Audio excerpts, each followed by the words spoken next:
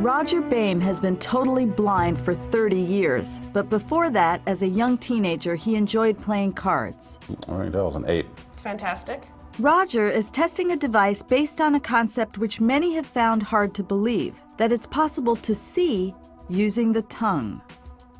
Vision through the tongue, hearing through the eyes, using one sense to substitute for another. These concepts were the brainchildren of the late Mexican-born neuroscientist Paul Bach-y-Rita. Many considered Bach-y-Rita's brain theories heresy, yet over the course of 30 years, he and his followers managed to build devices based on his ideas. In this 1976 documentary, Bach-y-Rita explained his theory. The brain is able to use information coming from the skin as if it were coming from the eyes. Bach-y-Rita was bucking the long-held assumption that after early childhood the brain was fixed, that it couldn't change.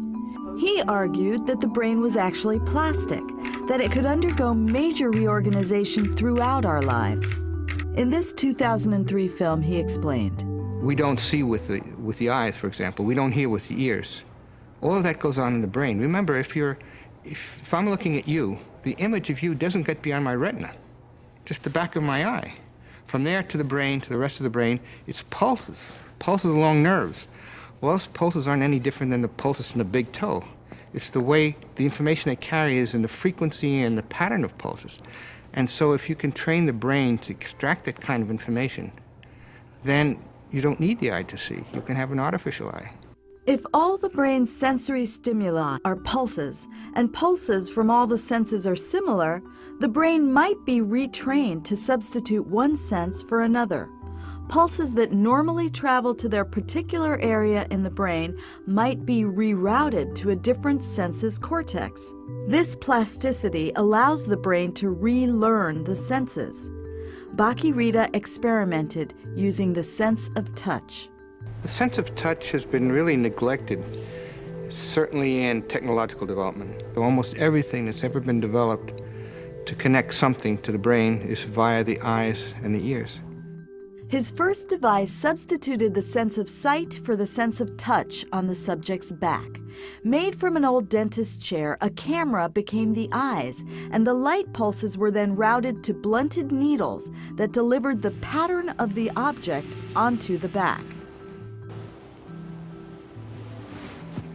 It's a telephone, and the receiver is to the right. It's like when you were kids and your brother or sister would draw something on your back, and you'd be, guessing what they're drawing. It's the same kind of thing. This is electronically drawing it on my tongue. When I trace it with my tongue, I first determine at the top to see if it's rounded or it's pointed. And when I see that point at the top or more pointed in the tail, then I go, no, it's a spade. And if it's all rounded, then I know it's a club. At the University of Wisconsin-Madison, Mitch Tyler, Yuri Danilov, and Kurt Kaczmarek were Bach-y-Rita's chief collaborators at the Tactile Display Lab. Their most sophisticated device yet is now being tested at a company called WeCab, set up in 2001 by Bach-y-Rita and Tyler. As they still don't have a custom-made camera, this off-the-shelf device currently uses 3 cameras to function as one. This one gives us our widest field of view. This one gives a medium field of view, and this one's really good for close-up shots. But when he uses the zoom lever, he moves through them as if it's one camera. In a black and white image, any pixels in the image that are white show up as a strong stimulation on the tongue. Any pixels that are gray show up as a medium level stimulation on your tongue, and any pixels that are black are no stimulation. And so that's how we translate the black and white camera image to vibrations on the tongue. Is that a black liner in it? Yeah. Yeah, okay, that's fine. The earliest chair device used mechanical solenoids to stimulate sensations on the back. But today, a computer converts the camera information into electrical pulses and delivers them to the tongue, which is far more sensitive than the back. From the tongue, they begin their trip to the brain. The current device, known as a brain port, has 625 sensors to deliver fine-grained information to the tongue and then the brain. Early devices had only 144 sensors and delivered a much less precise sensation. I don't even think of it now anymore, of sensation of touch. As automatically I say, oh, just like you would look with your eyes across the room and see the thing hanging on the wall.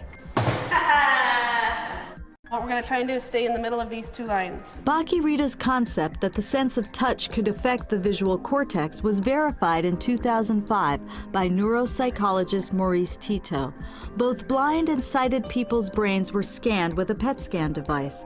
Then, using their tongues, they were asked to determine which way the letter T was oriented.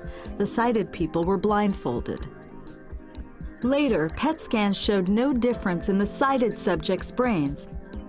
But for the blind, after the sensory substitution experiment, their visual cortices showed distinct stimulation. Something was getting through to the blind subjects' visual centers. But had the touch sensation really become vision? Now you have a visual behavior, you have active visual cortex. So what is it if it's not vision? The question is a philosophical question. If you give the same kind of information, not through the eye, but to the tongue, is it still vision? My personal thing is it's visual information. And so when Roger can find a cup on the table and grab right for it, that's vision. Last year when I was up here the first time, we were doing stuff on the table in the kitchen.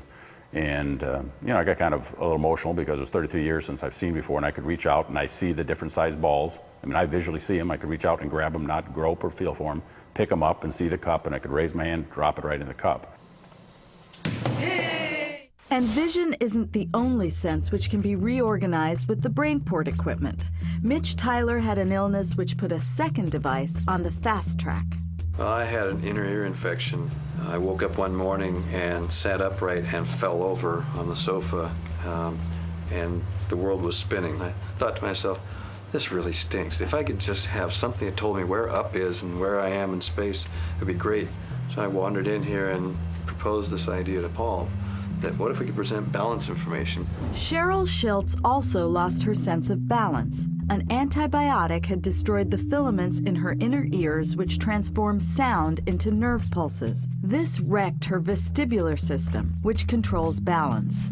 I said, you mean there's nothing that can be done? What do you mean permanent? There's got to be like medicine or a surgery or something. I can't live like this for the rest of my life. Are you crazy?